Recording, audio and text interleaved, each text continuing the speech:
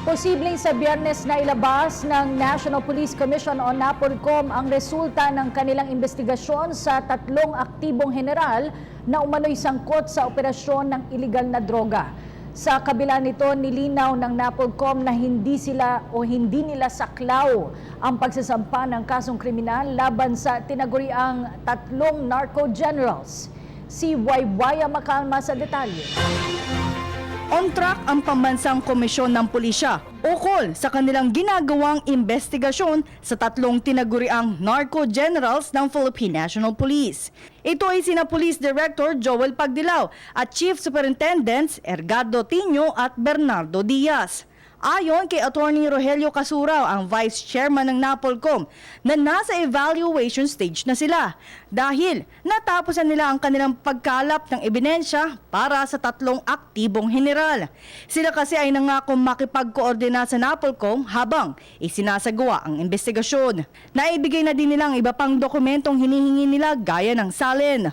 Posible din ngayong linggo ay makapagbigay na sila ng resulta kung may probable cause na kasuhan ang 3 general. Our job, we call this, hinahanap po natin kung may probable cause. Ang probable cause is that legal document that would allow the commission to go into an administrative hearing in the case.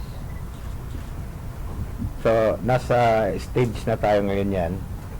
Our team is working very closely on this.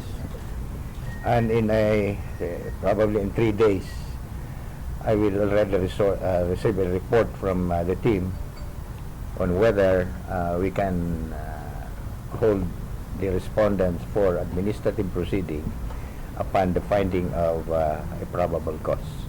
Pero maaaring administrative case lamang ang maaaring ipataw sa kanila dahil hindi sila ang tamang ahensyang magsampa ng criminal case laban sa 3 general. Oras na patawan sila ng kasong administratibo, tiyak natanggal kaagad sila sa serbisyo at hindi na sila maaaring payagan na humawak pa ng iba pang pwesto sa gobyerno. Ngunit, maaari naman silang magrekomenda sa tamang ahensya kung ano ang dapat ikaso sa kanilang 3 at depende pa ito sa kanilang nakalap na ebidensya dahil hindi nasaklaw ng NAPOLCOM na magsampa ng criminal case laban sa 3 aktibong general. That's the mandate that we can only respond to. Kung ang issue lang sa amin lagi is there is a breach of discipline. There is an indication that a public officer is no longer fit to continue serving the country. Along these lines, yan ang inquiry namin. So it's more on whether to retain you in the government service or remove you from the government machinery. But it can also be in the form of demotion of rank kung mapapatunayan mo na the set of evidence cannot warrant a dismissal pero uubra na i-demote by 1 rank lower or suspension as the case may be. So dito lang umiikot actually ang participation ng NAPOLCOM.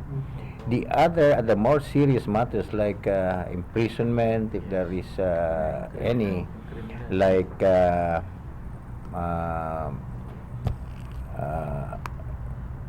itong tinatawag natin ng mga disbar out, you are barred from holding public office, mga kaakibat ito, accessory penalties na kasama sa mga imprisonment. Para sa PTV News, ako si Waywaya Macalma.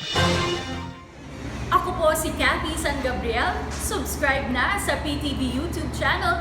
I-click lang po ang subscribe button.